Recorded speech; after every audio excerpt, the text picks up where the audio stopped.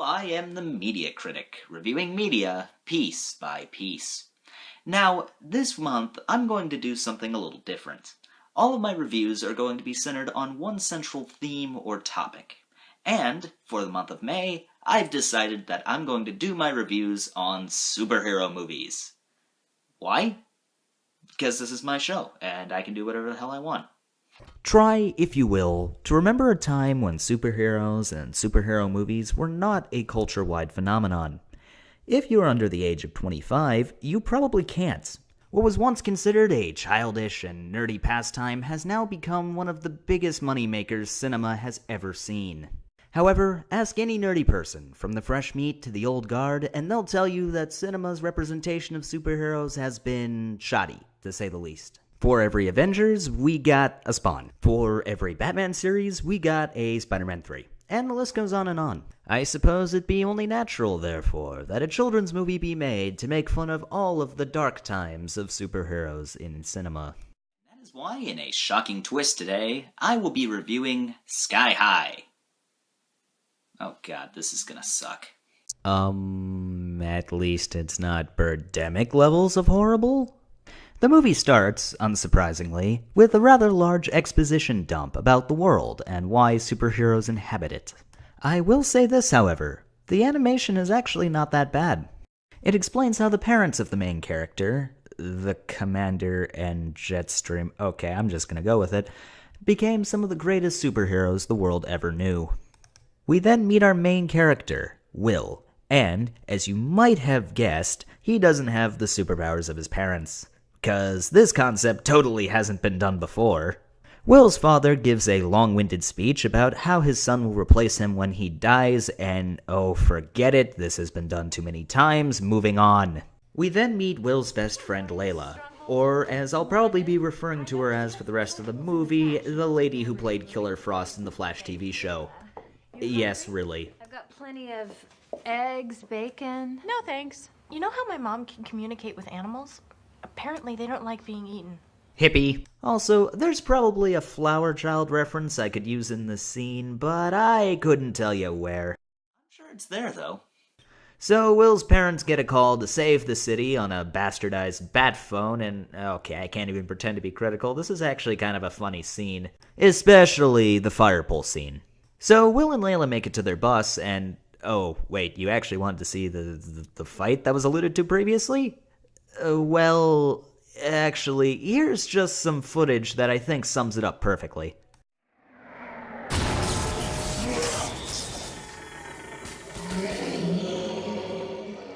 The Commander and Jetstream. What would we do without them? So the school bus they're riding on turns into a jet. Wow, I never thought I'd ever say that sentence. And honestly, I want to be mad at this scene, but I really can't, because, frankly, it's awesome. Although the bus driver does seem to be having a little too much fun torturing kids. Freshman. I like this guy. We meet Will's future love interest and future villain, Gwen, and honestly, this whole scene just kind of reminds me of someone leeching off their parents' trust fund. As in, it's just there. Moving on. So they're ready to take a skills and aptitude test, and oh my god, that's Bruce Campbell! Finally, an actor I actually like! So Bruce Campbell tells everyone that they're going to have to show him their power, and from there he will decide whether to put them in the hero class or the list of completely forgettable characters class. Humiliating him in front of everyone going to prove this is so unfair. If life were to suddenly get fair, I doubt it would happen in high school. Too true. So basically, they begin listing off superpowers and assigning hero and sidekick to characters you neither care about nor will ever really see again. Flower Child. Let's go. I believe in only using my powers when the situation demands it. Oh no, you do not speak to Bruce Campbell like that.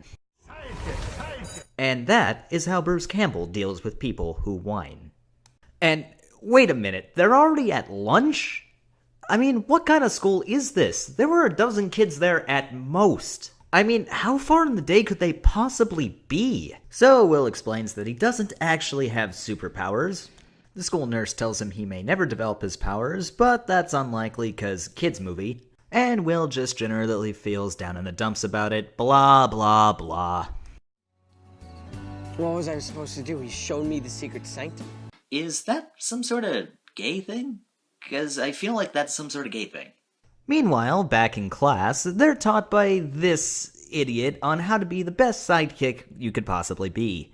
In which case, just be an absolute tool, and you pretty much got it. Oh my fucking eyes. Okay, well, let's move on. While the sidekicks are doing some studying, the commander walks in. And just kinda makes an ass of himself. Will finally has the balls to tell his dad that he's a sidekick, and what do you know, he reacts poorly to it. After a monologue between the parents and Disney family morals bullshit, Will seems to finally be off the hook for not having powers. Which is kind of odd, considering that's not really his choice, but oh well, honestly, this movie just kinda seems to shoehorn the moral in anyway. Back at the school, two bullies use what has to be one of the stupidest tricks I have ever seen to start a fight between Will and Warren Peace. Oh, god damn it. Enough with the puns, movie, please. Anyway, apparently, Warren Peace's dad was put into prison by Will's dad, and that must mean one thing. Juicy drama. The fight begins as well as you'd expect, considering Warren Peace can hurl fireballs, and, Will can apparently hold up a lunch tray that's capable of stopping a fireball, cause science. Until Will's power of super strength develops, because Deus Ex Machina.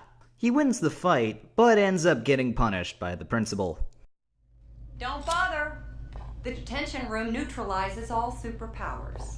Then why didn't you just put that in the cafeteria?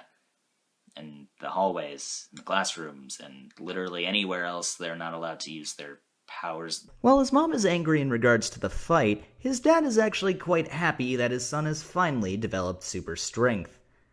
Really? You really only focusing on that? Seriously? As Will now displays superhuman abilities, he is invited to join the hero class, leaving behind all his sidekick friends that no one really gave a shit about anyway.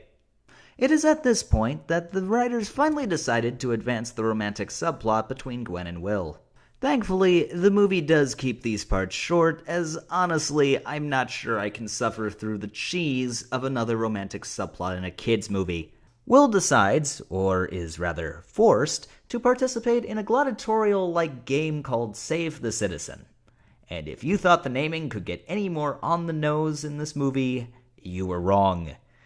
But it is a good chance for him to get revenge on the bullies that tormented him and the sidekicks. Will and Warren are forced to work together in order to win the game, but it's clear that any sort of reconciliation is pretty much impossible. The plot takes a short detour to explain that no, Gwen didn't die off-screen.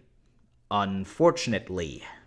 Also, Gwen and Will are shown the high school yearbooks of Will's parents, because that's totally not weird at all. Also, there seems to be a woman that looks an awful lot like Gwen. Oh looky, I wonder if Gwen was actually that person. Dun dun dun. Also, Layla and Warren are together. Honestly, I would say this is a plot element, but this is really just something that fucking happens. Gwen cons Will into throwing a party, wherein she steals the valuable pacifier from the secret sanctum. I guess the writers were playing Mad Libs. Anyway, as planned, the party is a complete disaster, and the pacifier is stolen. Will gets his ass thoroughly chewed by his parents, and everything just generally looks like shit for him. However, in the depths of despair, Warren and Will reconcile, because Disney movie. Meanwhile, at the Sky High homecoming dance, cause, that was totally a thing, Gwen, henceforth referred to as, Royal Pain, turns all of the superheroes into babies so that they can be raised as supervillains. What? I suppose they're trying to parody the ridiculousness of older superhero comics, but even for early superhero comics, this would be just weird. Royal Pain is a girl. Yes, parent side character I completely forgot about. An obvious villain is obvious.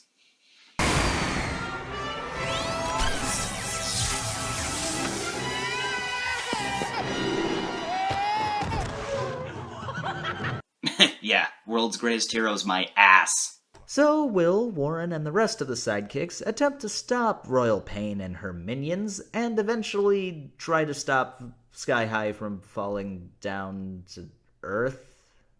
Go with it. Oh, and Will can fly now.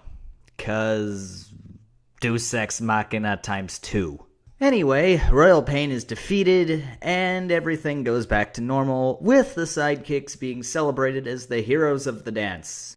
Now, if I were to give this movie a rating, it would be a solid and surprising Yes, I was clearly hard on it in this review, but honestly, for a Disney children's film, it's not that bad. In fact, there's honestly some good writing and some relatively clever jokes in it as well.